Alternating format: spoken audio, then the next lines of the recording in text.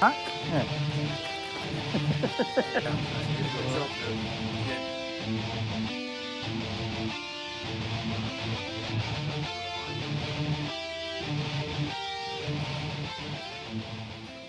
Free cold drinks, free barbecue.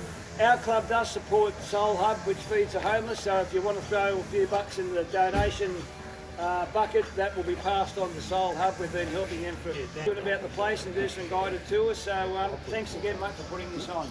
So this was a particularly hard rock, as we've found out when we've tried to do anything with it, and so that's what it was. And at the same time, there was another one on the other side of the hill doing the same thing.